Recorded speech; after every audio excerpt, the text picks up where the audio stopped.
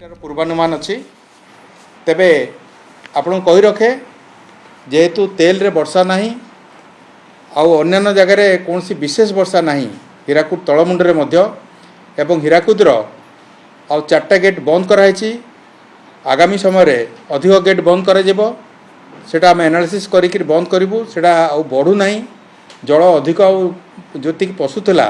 से धीरे धीरे कमी आरंभ है तेणुक ये 5.5 लाख जोटा मुंडली रे प्रवेश करिवो सेटा पाखापाखि सर्वोच्च रहिबो सबुठु अधिक रहिबो तापरे धीरे धीरे सेटा कमिवार आमे पूर्वानुमान करूचु। एटा गला महानदीर तेणुक ये विशेष कौन सी जगह असुविधा हबार संभावना नहीं। आमे एटा कौन सी छोट धरणर एटा माने जोटा आसुची सेटा किछि असुविधा हेबनी 5 लाख 6 लाख गोटे नॉर्मल आमर फ्लड तेणु एटा हूँ महानदीर स्थिति। सेमती आम ब्राह्मणी यदि देखा आमर विभिन्न जगार वर्षार परिस्थिति जोड़ा अच्छी इनफ्लो मध्य कमीगला रेंगाली डैम रे 2टा गेट देकर जल निष्कासन होता 3,692 क्यूमेक डिस्चार्ज होता 2,666 इनफ्लो माने जलभंडार भितर को एति क्यूमेक्स प्रवेश करथिला 2,166 क्यूमेक आ जलस्तर थिला 152.52 मीटर जेतोले कि आमर सर्वोच्च जलधारण क्षमता होची 123.5 मीटर। तेबे यही जो जलभंडार को जो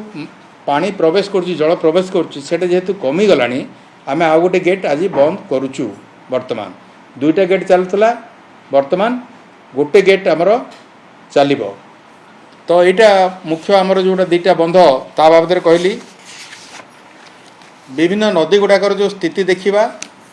कौन सी जगार बन्या नहीं केवल जोटा जलका गतकाली थिला विपद संकेत उपरे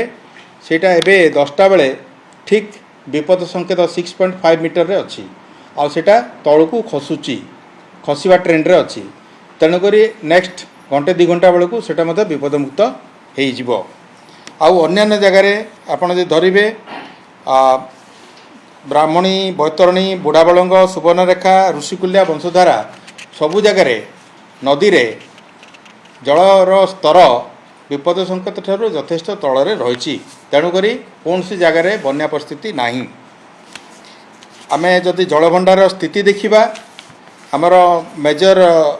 जो रिजर्वर अच्छी 8टा से भितर 3टारे 50% तले माने आमर जलभंडार संचित होईची आउ 50% रु 75% भितर 2टा आउ 75% रु 100% भितर 5टा क्षमा करेंगे बिलो 50% गोटे जगार अच्छी तेणु मीडियम रिजर्वर 48 नंबर्स अच्छी ता भितर एबो 75% 26टार अच्छी आउ 50 टू 75% भितर 12टा आउ 50% तले 10टा अच्छी सेटा पार्टिकुलाली गोटा नुआपड़े एवं गंजाम रे एटी वर्षाटा अन्य जिला तुलन टी कम अच्छी तेणु सेटा कम अच्छी तेणुक ओभरऑल आम जो देखा विभिन्न जलभंडार स्थिति मध्य संतोषजनक रही। गतकाली कौन सी प्रकार वर्षा विशेष वर्षा कौन सी जगार है ना आम वर्षार परिमाण एवं तार प्रकार ये बहुत गुटे कमी जाइए प्राय 10टा मात्र ब्लॉक हेडक्वार्टर्स रे 50 mm रु अधिक वर्षा होती एवं कौन सी ब्लॉक रे 100 mm रु अधिक वर्षा है ना तेणु वर्षार परिमाण धीरे धीरे कमुची आगामी दिन जोटा IMD फोरकास्ट कर आम पाखे अच्छी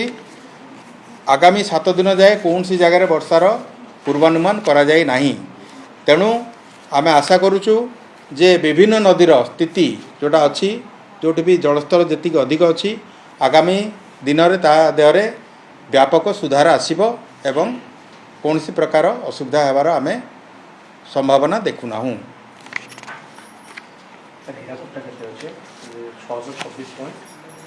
धन्यवाद। हाँ मु कहली 5,50,000 क्यूसेक 5,50,000 क्यूसेक सेटा आसीबो मुंडली रे आसंता काली संध्या बेलू सेटा प्रवेश करिवो एवं सेटा धीरे धीरे कमी मध्य जीव सेटा सर्वोच्च एटा रहिबो धीरे धीरे कमी जीवो कारण आमे वर्षा नहीं गोटे है मझीरे वर्षा नहीं हीराकुद तले आ गोटे कथा है जे आमे हीराकुदर मध्य गेट गुड़ा क्रमान्वये आमे बंद करवा आरंभ कलुणी अलरेडी 24 बर्तमान 4टा बंद करके 20टा चलती आज आमे आउ 4टा उपरवाला बंद करूँ आसंता काली पुणी बंद करूँ एवं जेहेतु वर्षार आउ माने आम देखिपारुन तेणुक आम यहाँ बंद करने प्रक्रियाटा जारी रहिबो। लो लाइंग एरिया जेकोसी जगार जलस्तर बढ़िले लो लाइंग एरियाटा सब एफेक्टेड हुए पठा गुड़ा एफेक्टेड हुए तेणुक ये सब जिनस आम संपुक्त कलेक्टर मानक ग्रुप अच्छी व्हाट्सएप ग्रुप से समस्त को जन दिखाई जे 5,50,000 क्यूसेक जल जल प्रवाह हम मुंडली रे आसंता काली एवं से ताकू धरिकी समस्ते डिफरेंट आमर जो शाखा नदी गुड़ाक अच्छी कुआखाई है देवी है एपटे कुशभद्रा सब काठजोड़ी है सबुत जहाँ जी स्तर रहा कथा ताकू धरिकी समस्त आमर क्षेत्राधिकारी माने सतर्क अच्छा जिला प्रशासन सागर समन्वय रक्षा कर सबू जगार पेट्रोलिंग आम इंटेंसिफाई कर दो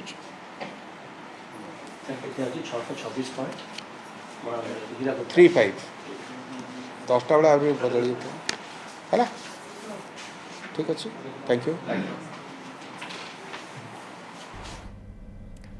जलसंपद विभाग सर्वजंत्री चंद्रशेखर पाढ़ींकर प्रतिक्रिया मैंने शुणुले गोटे आश्वस्तिकर कथा से कहते उपरमुंडे जेहेतु वर्षा नहीं तेणु धीरे धीरे हीराकुद डैम जलस्तर कमुची महानदी बड़ बन्यार आशंका नहीं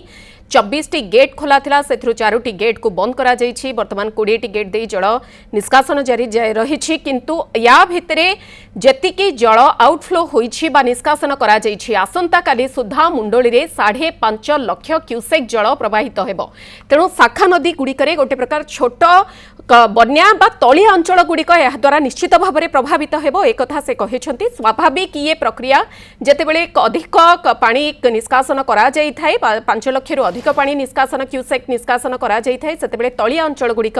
प्रभावित होई थाए किंतु ताकू नै समस्त को अलर्ट जारी करा जाइछि किंतु एहा बाद आगो 7 दिन पर्यंत जेहेतु बड़ वर्षार आकलन नाही तेणु 20टी गेट वर्तमान खोला होइछि आगो को धीरे धीरे गेट बंद करा जिवो जलस्तर धीरे धीरे कमिबो बोली बड़ सूचना रखिछन्ते।